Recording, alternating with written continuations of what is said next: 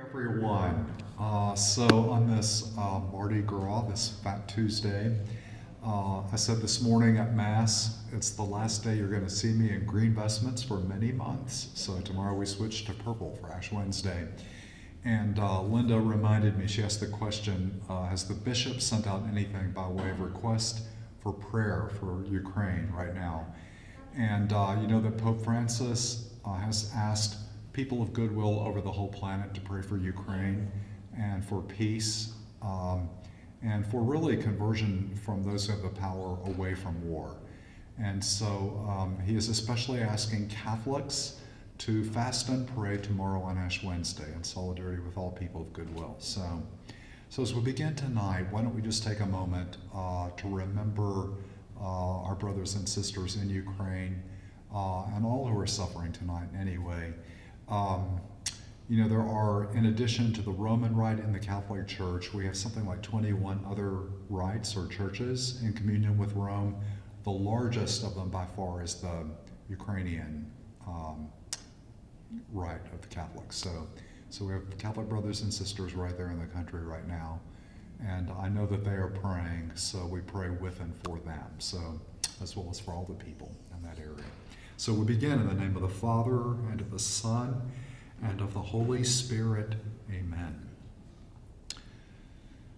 O God, all gracious and loving, you called Abraham and Sarah, and they responded generously to your call.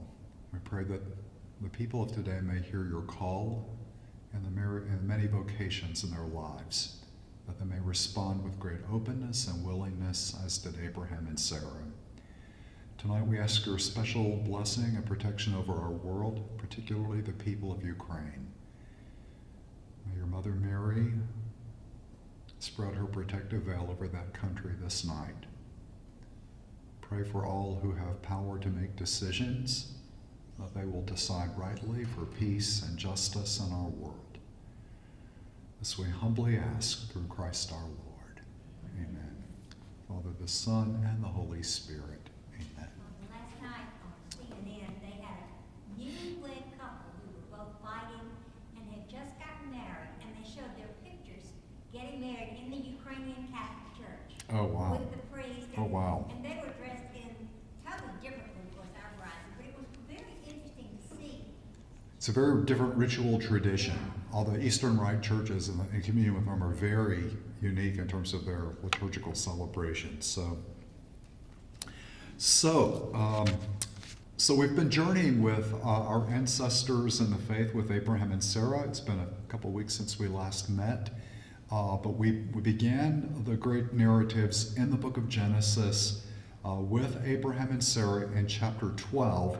And basically, when you go from chapter 12 through 25, you're encompassing that section of the book of Genesis which really focuses on the stories surrounding Abraham and Sarah. I mentioned the last time we met that Abraham and Sarah are, in a sense, the call of Abraham is God's great next step in response to the unfolding drama of human sinfulness that has shattered the human family. So when you read Genesis 1 through 11, God creates a beautiful world that is very good. In the second chapter, he places the man in a garden of delight, but there is the narrative of man freely turning from the way that God created humanity to live. And you see the ripple consequences of that immediately. And the relationship with each other, with shame about oneself, with the consequences of how it affects creation itself, and our relationship with our Creator. But you notice that right at the beginning, that God begins to reach out to try to reconnect humanity. So he goes for a search for the humans in the garden. Where are you, he asks. Once the consequences of what they've done become clear, he clothes them. And the same with brother killing brother, you know, the archetypal sin of murder, which is the other parallel to turning from God when brother kills brother, when Cain kills Abel. There are consequences. You will wander the earth now, but a protective mark is placed upon him. And then we saw how that unfolded all the way to the strange intercourse between the sons of God and the daughters of men, and the resulting offspring were the giants that terrorized the earth in early primeval history, and then the epic flood that floods the planet, and the focus on Noah and the ark. So again, the saving work of God in response to a world that has to be cleansed, and 8 persons in all are born in the ark and bring forth, in a sense, a new creation after the ark comes to rest. And then the bow in the sky is God's covenant sign with Noah that God will never again flood the earth as he did in the days of Noah. Although there's a deep awareness after that human beings are still wounded and sinful, and we see the ultimate consequences in the Tower of Babel when humans become divided against each other and can no longer communicate or cooperate. So that's when God intervenes again, and we find the great figure of Abram, the one who is exalted, who becomes Abraham, the father of nations, and his wife Sarah. And there's a great unfolding. In a sense, as you read through the stories in chapter 12 through 25, in some ways, it's not like you're getting the whole life story of Abraham and Sarah, right? But you're getting these multiple vantage points on how God is calling Abraham and Sarah, and also the promise that God made to Abraham and Sarah. It's almost like you're circling that mystery over and over again in those stories. So you get different ways that call gets unfolded, and different ways that God's promise is made manifest. And we even saw, we saw 3 different narratives in Genesis where the same story happens over and over again about, this is my sister, but I'm not really telling you the whole story, she's also my wife, kind of thing. So the deception of the patriarchs, including Abraham twice. So we see the humanity of our ancestors in faith at the same time.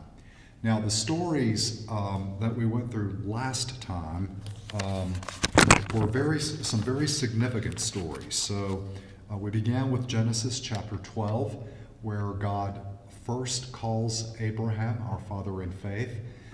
They have left Ur of Chaldea, which is in modern Iraq, and they have journeyed to Haran, and that's where Abraham's father is, when God calls him to go to a land that I will show you.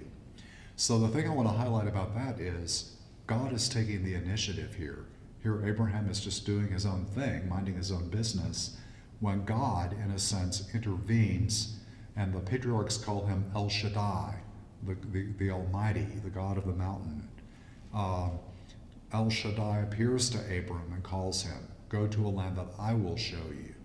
And so Abraham really becomes what we might call a sojourner, a pilgrim. So he will walk the planet faithful to God's call. And everywhere he goes, you find these beautiful terebinth trees. There are places where Abraham will stop and worship the Lord, and often build an altar to worship God and offer sacrifice. We see Abraham in chapter 12 also going down, or the 13th chapter, to Egypt, and that's where the first deception begins. So in a sense, everything that happens to Abraham will later happen in the life of God's people, Israel. So he's kind of prefiguring some of that which will happen to them. And then in chapter 14, we saw that great battle of the kings, 5 against 4, and the appearance of that mysterious priestly figure, Melchizedek, who offers the gifts of bread and wine. We Christians, by the way, as you know, see that as a foreshadowing of the great priest, Jesus, who also, with bread and wine at the Last Supper, offers a new sacrifice. So Melchizedek for us Christians becomes a mysterious foreshadowing of Christ the high priest. Chapter 15 is the Lord appearing to Abraham in a vision, and that's that great mysterious narrative which we do get in the Sunday reading cycle, where the animals are cut in half, And the mysterious presence of God goes between them, and as if the Lord is saying, Abram, I will be faithful to the promise I've made to you, or I will allow myself to be cut in half. So the great promise or the covenant of God on God's behalf. And then the story of, in Genesis 16, of Hagar and Ishmael. It's interesting, the figure of Hagar as a foil shows you a lot of the drama that takes place in family life, and this happens throughout the Bible too, where things don't work out the way people plan them to, and unexpected things happen. And Ishmael is not going to be the son of the promise, but Ishmael is Abraham's firstborn son. And one of the purposes, I believe, and authors have pointed this out, of having the narratives about Ishmael and Hagar in the Bible, it is in some ways God saying to his people Israel, yes, you are my beloved people, but the outsiders beyond you are also my concern, and I'm going to care for them. So never close your wagons and leave out the outsiders. I heard Ishmael crying. I saw him in the desert. And so he is going to be blessed by me, even if he is not in the lineage of the promise itself. So that's always a good reminder on God's part throughout Israel's history. There's always a danger in when we feel chosen by God or elected by God that we think we're better than everybody else. And that's why in chapter 12 it's so important that God says to Abraham, you are blessed and you will be a blessing to the nations of the world, and all the families of the earth will find blessing in you. So the purpose of chosenness or election is always an act on God's part that is meant for the good of all humanity, not just for the chosen ones. And I think that's why Ishmael and Hagar are so important in the story.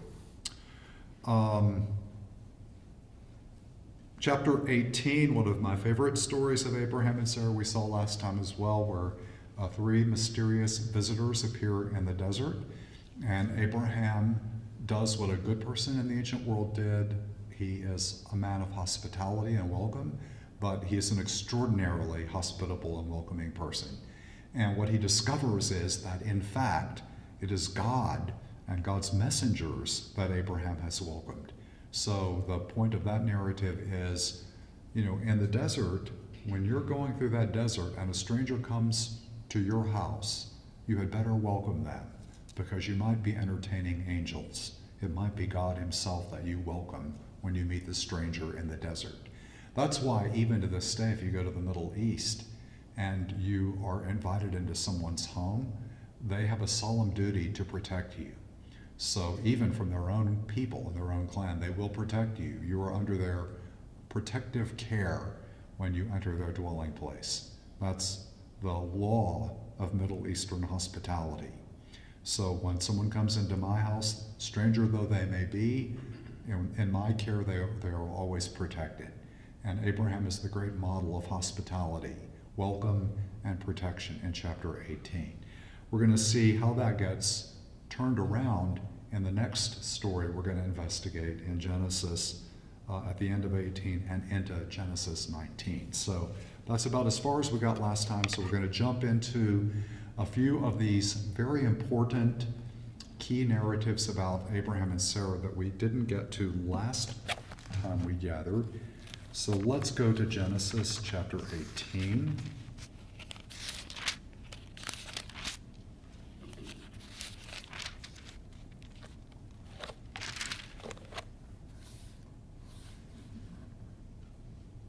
Now, did we read that part of the chapter in 18 where God and Abraham are having that dialogue about, well, what if there's only 10 good people? Did we go through that last time? All right. It's one of the famous narratives from Genesis that shows up in our Sunday reading cycle. And I like it because,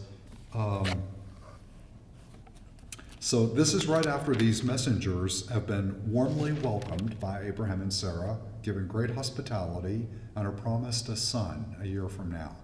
So starting in verse 16, these visitors to Abraham and Sarah, let's continue the narrative from verse 16. Someone want to read that for us?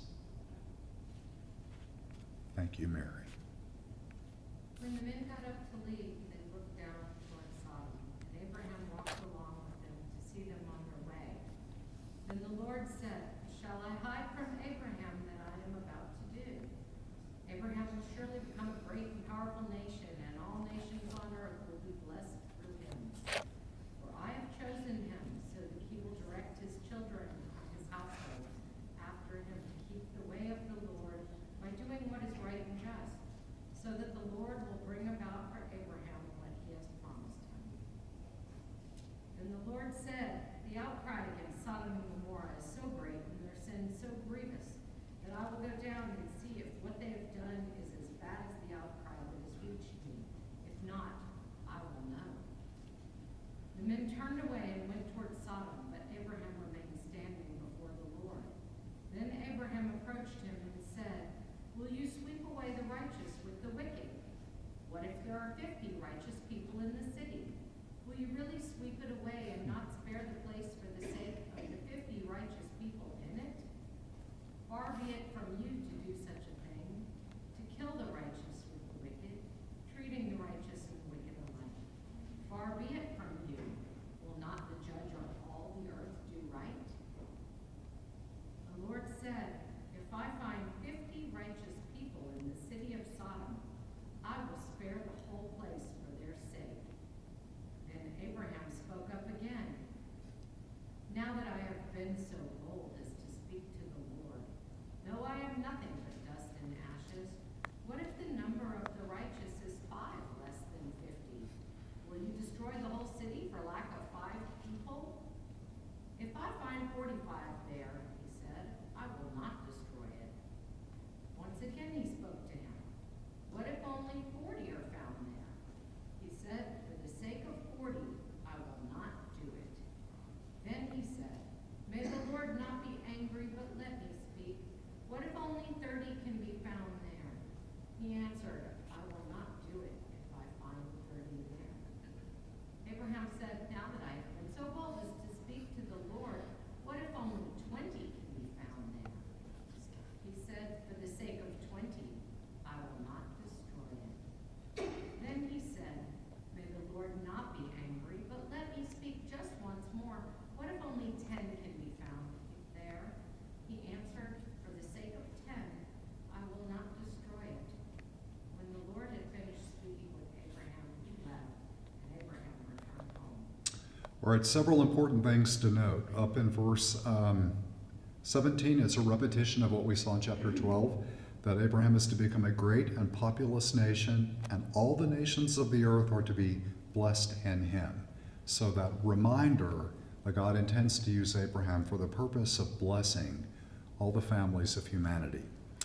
But there's been an outcry about the wickedness of Sodom and Gomorrah, and now the messengers intend to go down and find out whether it's true. So an investigation is about to take place, and Abraham gets wind of it, and we hear this wonderful exchange between God and Abraham. Well, what if you're going to destroy the whole city? What if there's 50 good people there? And God says, yeah, if there's only 50 good people in that whole city, I'll spare the whole city. And he gets him all the way down to 10 people. What if there's only 10 people in that big city? Okay, for the sake of the 10, I will protect the city itself. Isn't it interesting that Abraham has this strong sense of moral duty, his concern for the innocent, but also the whole city. And even for 10, will you spare the city? And the response of God is yes. So, and you know, in the ancient church, there was often a sense that those who went to the monasteries to pray and to give themselves wholly to God were responsible for the fact that God averted his wrath from the world itself. So even a small number of good people who are praying rightly can enable God's care for the great larger world around us. So that's an important reminder this evening too, right? The importance of, there's only 10 righteous people, that we do our part the best we can. So So I love the way that Abraham is so bold. By the way, I also think it's a beautiful illustration, at least with Abraham, of that we have to be persistent in our prayer, that we have dialogue and conversation with God, that we're not afraid to enter into a living conversation with the living God.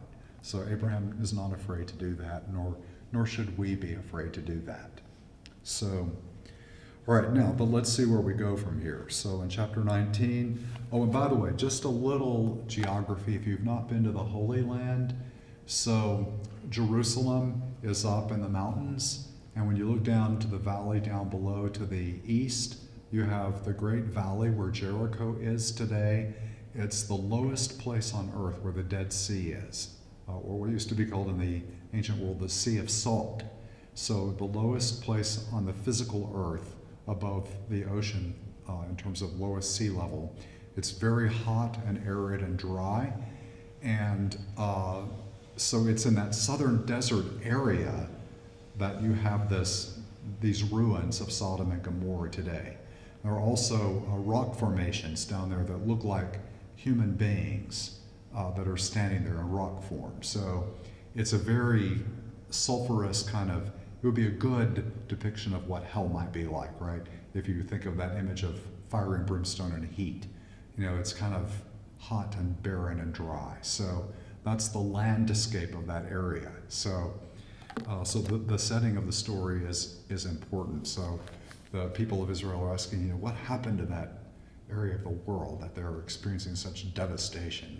Why is it so desolate down there? So let's go into chapter 19. Someone want to read that for us? All right, thank you.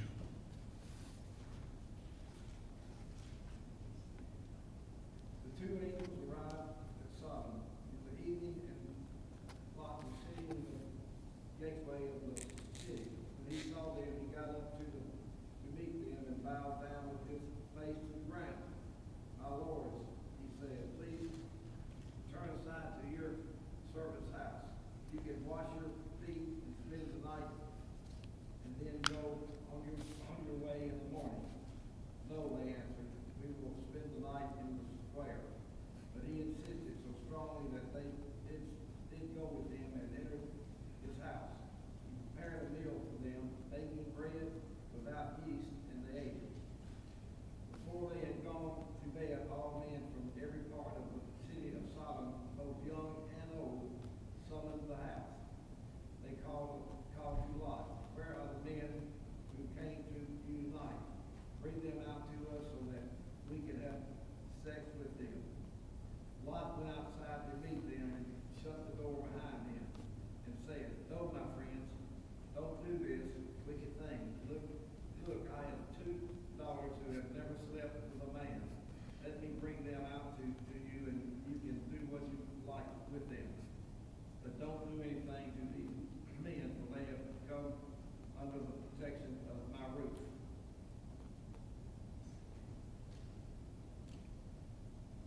What's your translation, by the way? It's the same one she had. What was yours, Mary? You have New International Version? Okay. Yeah. Okay. It's got a more of a, what's the best way to describe it? More colloquial English language. Yeah. I'm reading along in the Jewish Study Bible, which is a more literal translation, so yes. You're making us feel like we have the wrong Bible. No, it's, no. I'm just getting, I love the nuances of hearing the different versions. Yes, sir. Yeah. Following it to the NAV and the RE. Okay. So you got the New American Version. It's nice to hear the different ways that English translators translate the Hebrew text. All right, let's continue with that. That's good. Do you want to continue the narrative? Bobby, you want me to help you there? Yeah, go ahead, Jim. They replied, stand back, this fellow. They sneered, come here as an immigrant. Now he dares give us orders. We'll treat you worse than them. With that, they pressed hard against Lot, moving in closer to break down the door. But his guests put out their hands, pulled Lot inside with them, and closed the door. At the same time, they struck the men at the entrance of the house, one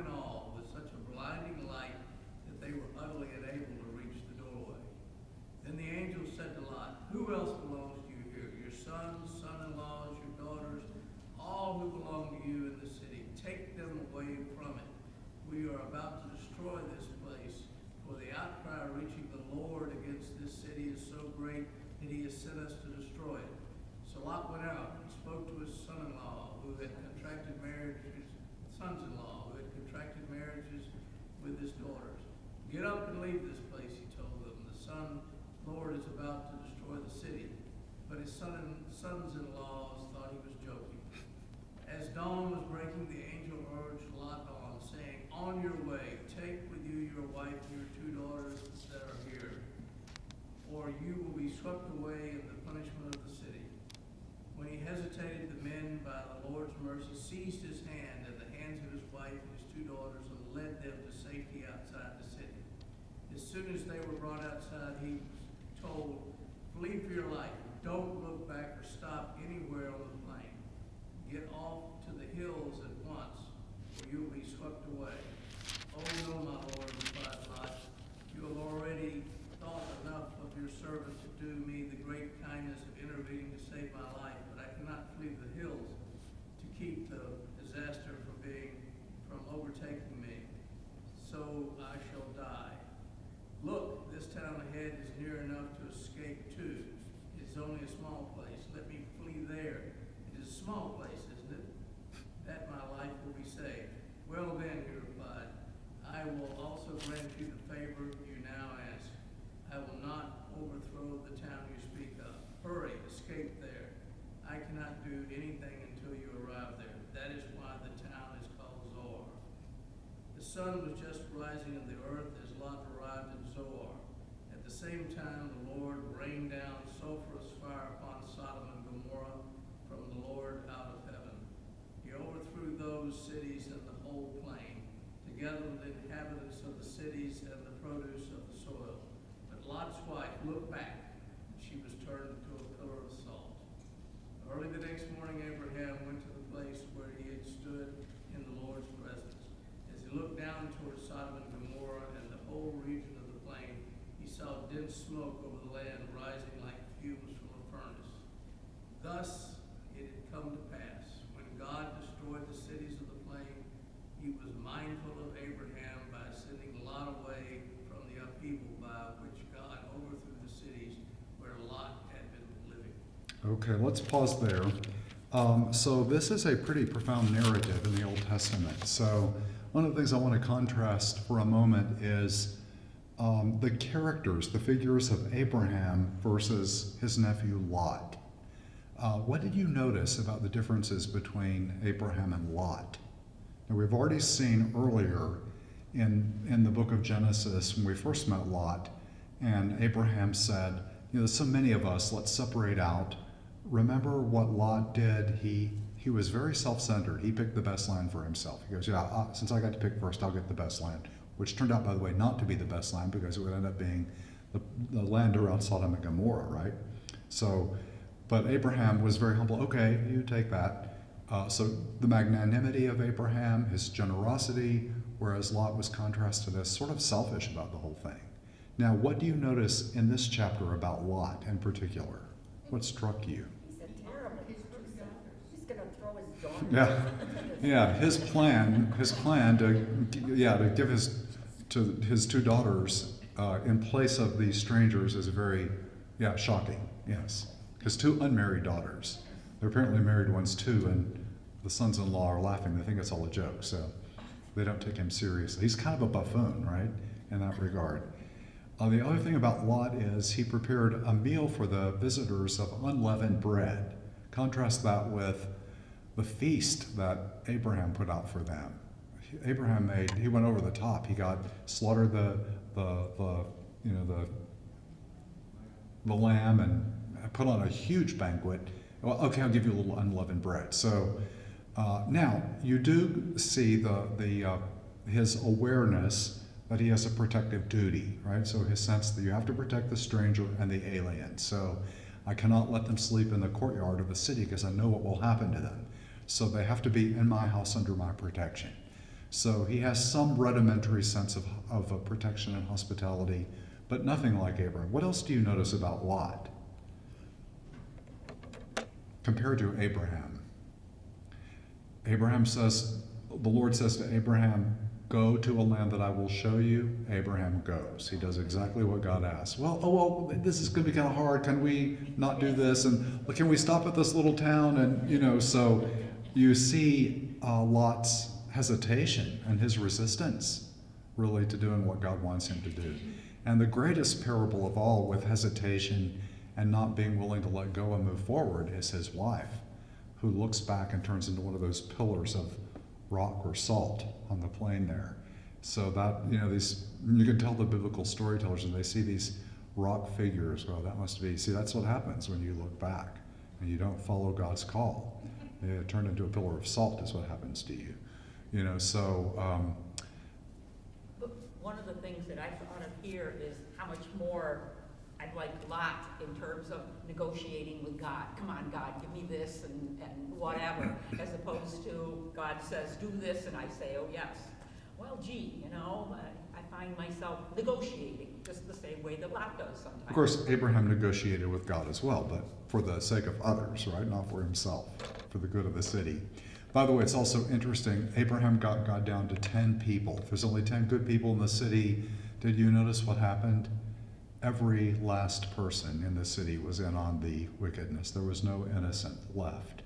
So that the text makes that clear. To the last man in the city, they were all part of it. The only other note that I will add also is this narrative is often used in Western civilization as a reason for condemning homosexuality. And while it is true that the visitors are male and that the men of the city gather to try to rape them, it seems to me the greater evil is not that it's between people of the same sex, but that it's rape. We're going to break into your house and rape these men against their will. So it's the sexual violence that is as disturbing as the fact that it's not ordered the way that sexuality is meant to be ordered in God's understanding, and for example, in the book of Leviticus. So there are layers of things going on here. So it reminds you, in a sense, of that story of the sons of God having intercourse with the daughters of women, daughters of men, and producing giants. So there's something really out of shape here. And it's a reminder that even after the flood, even after Noah is saved and you begin the new creation, and even after the call of Abram, there's still great evil in the human person. So there's still a struggle to become who we are called to be. And you see the consequences. No flood this time, but sulfurous fire comes down, out of heaven. So it's another narrative, but in this regard, you see that the only innocent people in the city, even though he's not morally perfect, Lot and his family are fundamentally innocent, and they are protected. They are taken out of the city and not destroyed with the rest of it. So Lot has an opportunity for a new beginning. We're also going to see that just like when Noah came out of the ark and tried the fruit of the vine and got drunk, one of his sons violated respect for his father. You're also going to see that even though Lot and his family get rescued by the heavenly messengers, their moral behavior following it is also questionable. We're about to run into that as well. So it's certainly a narrative in the scriptures that has carried the imagination of the West for many centuries, I would say. This is one of those dramatic, compelling narratives. And even Jesus refers back to Sodom and Gomorrah. Remember in the Gospels, he says, it's going to go worse for you, Bethsaida, and worse for you, Chorazin, than it did for Sodom and Gomorrah, because you have the prophet in your midst that you're rejecting. So again, lack of hospitality for the one sent by God, rejected. So worse for you than for them back then. Someone said it's interesting when Jesus references places like Bethsaida and others, Tyre and Sidon. None of those places, I think, today are living cities. Capernaum, no longer, you have first century ruins along the Sea of Galilee. So it's kind of interesting. What was the deal with throwing the girls out?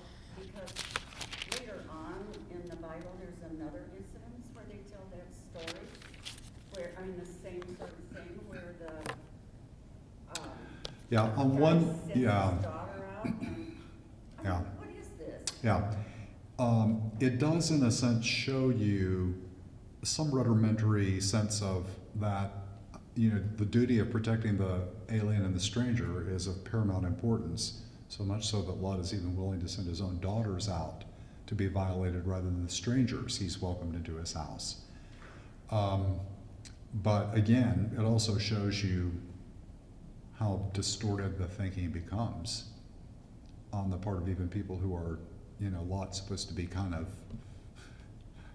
connected to the family of Abraham. And we're going to see that there's even more important connections with Lot and his family. So,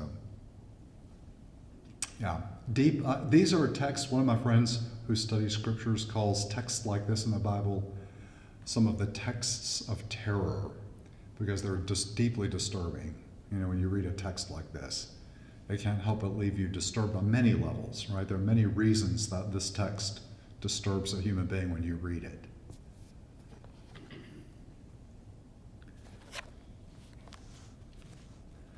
All right, let's continue on with what happens afterward.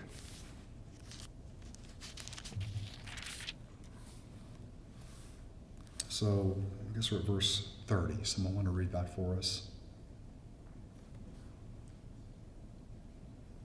Got a different Bible, so I haven't read this Bible. I read it from the catalog. Lot up out of Zoar and dwelt in the mountains, his 2 daughters with him. For he feared to dwell in Zoar, and dwelt in the cave, he and his 2 daughters. And the firstborn said unto the younger, Our father is old, and there is not a man in the earth to come in unto us after the manner of all the earth. Come, let us make our father drink wine, and we will lie with him, that we may preserve seed of our father. They made their father drink wine that night, and the firstborn went in, and lay with their father, and he perceived not when she lay down, nor when she arose. And it came to pass on the morrow, that the firstborn said unto the younger, Behold, I lay yesternight with my father, let us make him drink wine this night also, and go thou in, and lie with him, that we may preserve seed of our father. And they made their father drink wine that night also. And the younger arose and lay with him. And he perceived not when she lay down, nor when she arose. Thus behold, the daughters of Lot was child by her father. And the firstborn bare a son, and called his name Moab, the same as the father of Moab unto this day. And the younger also bare a son, and called his name Nami, the same as the father of the children of Ammon unto this day. All right, so another deeply disturbing narrative, right? So after Lot is rescued by the angel of the Lord, the messengers of the Lord, he and his 2 daughters decide things are getting kind of bad. We might not find a person to help us to propagate the race, so we better get our father drunk so that he can have offspring through us. So a story about double incest really unfolds here.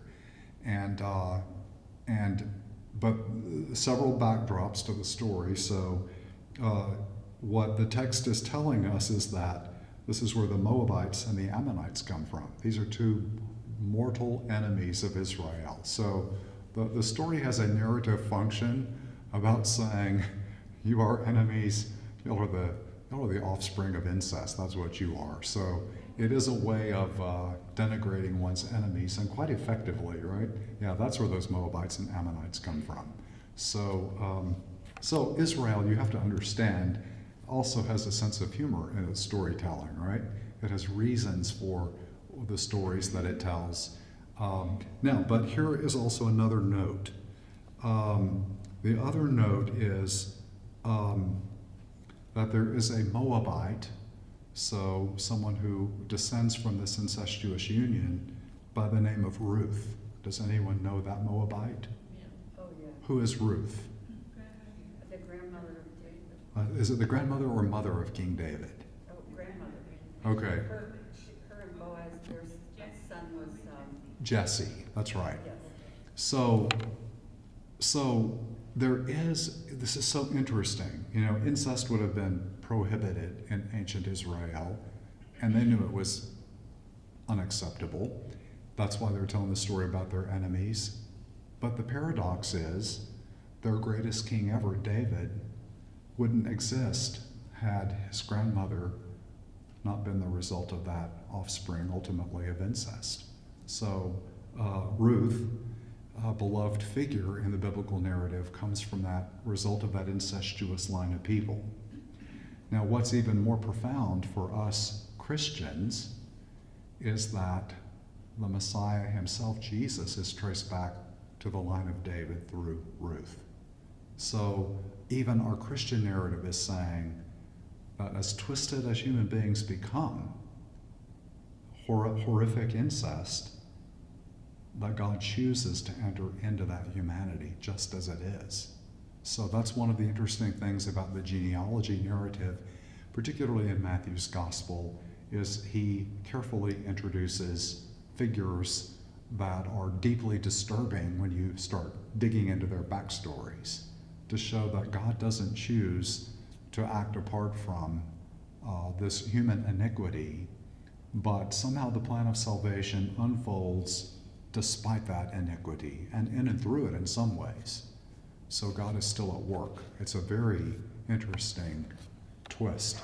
So this story too, as disturbing as it is, it's one of these other texts of terror, I think. It has kind of multiple dimensions to it, doesn't it? That once you start getting the forward story, you begin to understand, wow, deeply disturbing. Look what happens. This is awful. Yeah, it tells us about our enemies, but look, this is where our greatest king came from. And for us Christians, it's how the Messiah, the Son of God, became human with that line of offspring. So it's very interesting how a text can be both deeply disturbing and yet introduce an element of hope all at once. All right, so that is the great stories of Sodom and Gomorrah and the effects that followed from that. So Israel is not afraid to introduce the messiness of the human condition even into its ancestral narratives. Chapter 20, we've already seen, we looked at that briefly. That's a replay in a different setting of the My Wife is Really My Sister story. So we've looked at that. Genesis, and that's the one that has all the psychological depth to it that we looked at earlier. Chapter 21 is also another a narrative of the promise of Isaac. It's also interesting, by the way. Does anyone remember how old Abraham was when God called him? Go to a land that will show you. 75, I think. And he lives to be, anybody know the age of Abraham when he dies? 175 when he dies. So one way of saying that is he spent 100 years following God. He spent a century following God. So more or less, right? He had his little diversions along the way. So the birth of Isaac happens when Abraham is 100 years old, and you have another, you have like at least 3 different places that Genesis tries to explain why he is named Laughter, why Isaac gets the name Laughter, and this is another one of those places. We saw the one where Sarah was in the tent, and now in verse 6, Abraham was 100 years old when his son Isaac was born to him. Sarah said, God has brought me laughter. God brought me Isaac. Everyone who hears will laugh with me. And she added, who would have said to Abraham that Sarah would suckle children, yet I have borne a son in his old age? The child grew up and was weaned, and Abraham held a great feast on the day that Isaac was weaned. So the promise of God for the son Isaac has been fulfilled. He has been born. But we're also introduced immediately in which we've seen the story of Hagar and her son Ishmael before. And now that Sarah has her own little boy, Isaac, it's time to kick them out of the house. So she's going to get rid of that other son and his mother and put them in the desert. And Abraham doesn't exactly like it, but he agrees to it. It says the matter in verse 11 distressed Abraham greatly, for it concerned a son of his. So Abraham is still claiming Ishmael as his son. But God said to Abraham, do not be distressed over the boy or your slave, Whatever Sarah tells you, do as she says, for it is through Isaac that offspring shall be continued for you. As for the son of the slave woman, I will make a nation of him too, for he is your seed. So God is making it clear, I'm not abandoning Ishmael. And then you have Abraham takes some bread and a skin of water, gives them to Hagar and places them over the shoulder, and they go out into the wilderness of Beersheba. When the water was gone from the skin, she left the child under one of the bushes and went and sat down at a distance, a bow shot away, for she thought, let me not look on the child as the child dies. And sitting thus afar, she burst into tears. Remember, Ishmael means God hears. God heard the cry of the boy, and an angel of God called to Hagar from heaven and said to her, what troubles you, Hagar? Fear not, for God has heeded the cry of the boy where he is. Come, lift up the boy and hold him by the hand, for I will make a great nation of him. Then God opened her eyes, and she saw a well of water. She went and filled the skin with water and let the boy drink. God was with the boy, and he grew up. He dwelt in the wilderness and became a bowman. He lived in the wilderness of Paran, and his mother got a wife for him from the land of Egypt. So you see, God is going to be protectively caring for Ishmael and Hagar, even though Sarah had them kicked out of the house. Is it okay that I don't like Sarah very much? I mean, I don't think she's a very nice person. Yes. The reason why Hagar got pregnant by her husband is because she said, Sarah set the plan up, yes. So you go. The Yes. poor lady didn't Yes. even want to do it, but was told, yep, go and do this. Then she gets pregnant, she gets mad at her, and wants to throw her out and all of that. And then when she finally does bear her own son, she says, I don't need you anymore, and off she goes. I just don't think she's a very nice person. I like her. I understand. Hate to relate that to a woman, but hey, I don't like that woman. Quran, this is where, this is also in the Quran, this part, because this is where they break off and God anoints arrows. So Islam, which is born about 800 years after Christianity, sees in Ishmael their future ancestor. So they trace themselves also back to Abraham, as do Jews and Christians. So the three great Abrahamic religions are all what we call the monotheistic religions of the West. So all of us are considered children of Abraham. So Christians, Jews, and Muslims as the latest monotheistic religion of the West.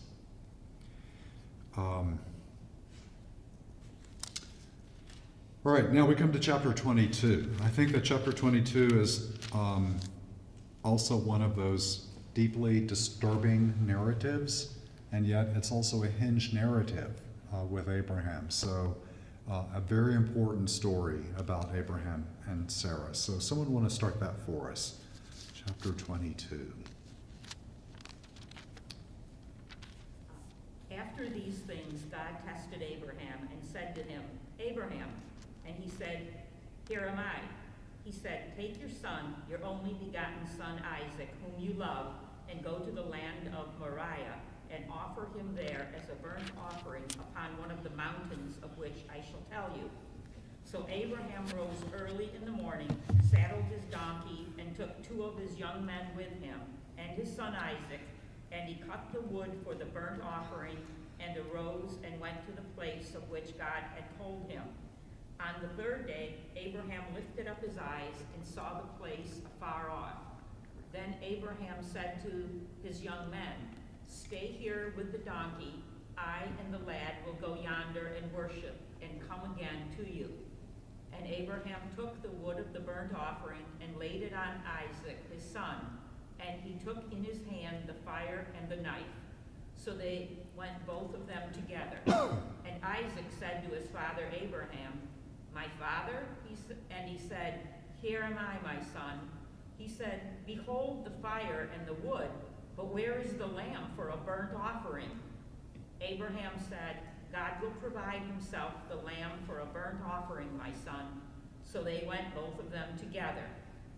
When they came to the place of which God had told him, Abraham built an altar there and laid the wood in order and bound Isaac his son and laid him on the altar upon the wood. Then Abraham put forth his hand and took the knife to slay his son. But the angel of the Lord called to him from heaven and said, Abraham, Abraham. And he said, Here am I. He said, Do not lay your hand on the lad or do anything to him. For now I know that you fear God, seeing you have not withheld your son, your only begotten son, from me. And Abraham lifted up his eyes and looked, and behold, behind him was a ram, caught in a thicket by his thorns. And Abraham went and took the ram and offered it up as a burnt offering instead of his son. So Abraham called the name of that place, The Lord will provide, as it is said to this day, On the mount of the Lord it shall be provided.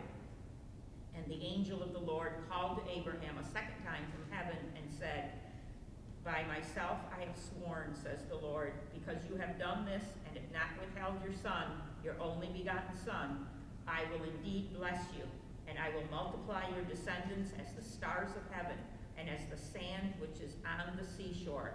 And your descendants shall possess the gate of their enemies, and by your descendants shall all nations of the earth bless themselves, because you have obeyed my voice. So Abraham returned to his young men, and they arose and went together to Beersheba, and Abraham dwelt in Beersheba. Okay, so what a narrative, huh? It's one that we are familiar with, and I'll go into the reasons for that. But it's interesting when you read the stories of Abraham in the book of Genesis, there's a lot of vivid stories about Abraham and his grandsons Jacob and Esau. We get vivid stories, whereas the figure of Isaac almost disappears from the biblical text. And someone humorously said, well, when you feel like you're going to get slaughtered on a pile of wood, you disappear too, you know. So Isaac is the link between Abraham and Jacob, but he almost disappears from the biblical story. Everything kind of happens around him. The layers of the story. So God has spent all of these years promising a son to Abraham. And not only a son, but descendants as numerous as the stars of heaven and as the sands of the seashore. And it keeps getting delayed and delayed and delayed. That's why Sarah came up with a plan. Well, let's have a baby through Hagar then. That's why Ishmael came along. So it seemed like this is never going to happen. By this time, Abraham's too old, Sarah's too old. That's when the angels show up. You know, you're going to have a baby boy in a year. And that's why they start laughing about it. This can't be. Well, finally, they got the promised son, Isaac, the son of the promise that God has been promising all along. And now, as the narrative unfolds, God is saying, okay, now that I've given you the son of the promise, it's time for you to kill him. So it's interesting because in the face of it, you know, God has made this promise, Abraham, I will be faithful to you. You're going to have descendants as numerous as the stars of heaven, the sons of, through Isaac. But now I'm asking you to kill him. So what does it create in Abraham? This obvious contradiction. Now, we would say today, right, from our moral perspective, that's horrific, right? It's morally reprehensible that you would sacrifice your son and believe that God is telling you to do that. Anybody that tried to do that in the 21st century would be put in prison for it, right? So what's at work here in the narrative? Well, on one obvious level, it's showing that Abraham's obedience to God does take first place, no matter what. So even though Abraham doesn't understand the outcome, he trusts God. Well, God, you said you would provide. I trust you. So this is seen as, in some ways, as the ultimate test of Abraham's trust in God. The other thing to be said is that once God has made the promise and I've got the son, do I need God anymore? Or can I just take my son and run? And so does Abraham have to be purified? Is he trying to hold on to something in this created world more than God himself? So that might be a spiritual question that the narrative will raise. Now, the story is so deeply disturbing that biblical commentators have pointed out that in the ancient world, that child sacrifice was commonly practiced in the ancient Near East. And it may be that the reason this narrative is included in the sacred scriptures is by way of God explaining to his own people, we don't do that. Remember, Abraham was thinking that's what I was asking for, but in fact, I was providing an alternative. So that's what I'm asking of you, is not to sacrifice your children. So some believe that the story is actually revealing why Israel is making it clear that child sacrifice is abhorrent, and even Abraham had to get greater clarity that he had to understand that God's will was not about that. So I will also add, though, there's also a Christian overlay. So I mentioned that each of these ancient narratives gets reinterpreted throughout the history of God's people. And from a Christian vision standpoint, the story about, and we often call it the binding of Isaac, is actually what we would say is a prototype showing us that though Abraham was never asked to truly sacrifice his son, God freed him from that obligation, that God himself does in fact fulfill that sacrifice by offering his own beloved son. So we see in the figure of Isaac a type of Christ who is to come. And it's very evocative because you have this beloved son and a beloved father. And in Christianity, the Jesus is the beloved Son of the Father who carries the wood upon his own shoulders, the wood of the cross to Calvary. So we begin to see in this narrative a prefiguration pointing toward the beloved Son who will in fact give himself as a sacrifice to reconcile the human family. So the church itself has chosen this as one of the narratives that it uses at the Easter Vigil. So the evening of the resurrection, when we gather in the darkened church, the first reading is creation, the second reading is Exodus, the third option is also from the book of Genesis, this very story of Isaac. And for us, because we're looking at it through the window of Christ who did not withhold his own life for us, or the Father who did not withhold his beloved Son, but gave him so that all might live. So deeply troubling text at its surface, right? What kind of a God would ask of this, of a parent to sacrifice their child, and yet throughout the narrative we're assured God will provide. God sees. A God who sees and provides on the Mount of Moriah, which is what the mountain means. In the Hebrew Bible, is it exactly like it is in here? So there are subtleties of translation difference. Same basic story. Yeah, definitely. Yeah, and it's a well-developed story in the sense that, this is asked of Abraham, he's going to do it. The dramatic tension in it is pretty strong, isn't it? When the father and son are walking alone, and Isaac starts looking around, hey, you got the knife in the fire, but there's no lamb. It's like you could get the sense, oh, God will provide, the sacrifice. And then he binds him and puts him on the wood and draws out the knife, So that it's a pretty, if you rendered this in a film, it would be deeply disturbing, right? It's hard enough to read it in a text, much less imagining. If you imagine it actually happening, the poor Isaac, the boy, that experience of what we call it in the 21st century, we call it trauma. He experienced the trauma of his father, who was, no wonder he disappeared, right, from the text. Yeah, so yeah, interesting and powerful narrative. So chapter 24, so 23 is the death of Sarah. So after he almost kills his son, Sarah dies, and we hear about her burial place. We also get a note, by the way, that Abraham remarried. So he had a second wife after Sarah. She's buried near Mamre. And in chapter 24, and this is a very long narrative in chapter 24, how many of y'all have read through that narrative? So what's Abraham doing? He's making sure that his son Isaac is going to get a wife not from among the Canaanites where they're living, but from the ancestral homeland. So go and find a wife for my son Isaac. So in a sense, the last great act of Abraham is to make sure that his progeny continues forward, that child of the promise. And that's where the servants that Abraham sends will meet the future wife of Isaac, Rebekah. And where do they meet her? The setting is beautiful. At a well. So wells are a very important place in the scriptural journey. Wells are places where often betrothals and weddings begin. So this is no exception. It's a place where there's going to be, the results will result in a marriage between Isaac and Rebekah.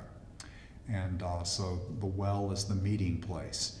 This goes on in the biblical narrative, and it shows up, by the way, also even in the New Testament. So where does it show up in the New Testament? Yeah, the Samaritan woman at the well and Jesus.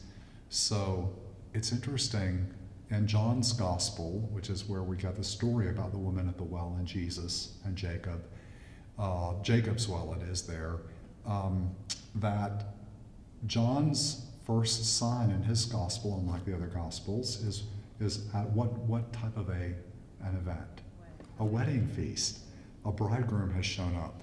And now the wedding scene, the stage is set. And where's the bridegroom? It's Jesus himself. He is the true bridegroom.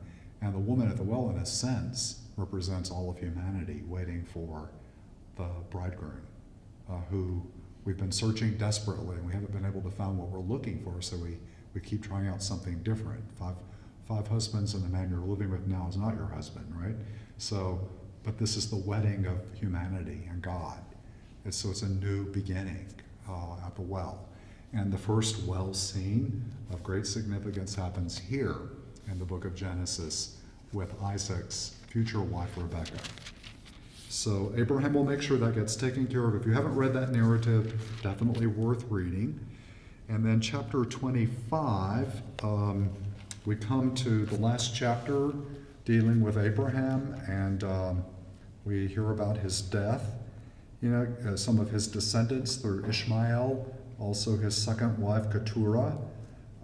We get the listing of those ancestors, we get the listing, but the story, in a sense, the ancestors of Ishmael, okay, they're there. The ancestors of Keturah, okay, they're there. But really the focus of the story going forward will be on the one son, Isaac, and the progeny that comes through Isaac. So the rest of Genesis is going to trace that story of Isaac. And already, as you get to the second half of chapter 25, you start the story of Isaac. This is the story of Isaac, the son of Abraham. In verse 19, Abraham begot Isaac.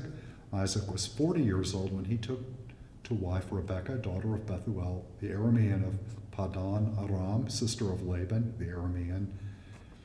Isaac pleaded with the Lord on behalf of his wife because she was barren. So notice again, too, that God often shows up in seemingly impossible places. The theme of a barren woman cannot bear a child often becomes the mother who will become the key figure in salvation as the salvation story unfolds.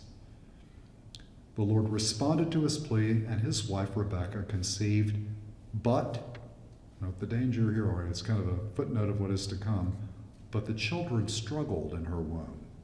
And she said, if so, why do I exist? She went to inquire of the Lord, and the Lord answered her, 2 nations are in your womb. 2 separate people shall issue from your body.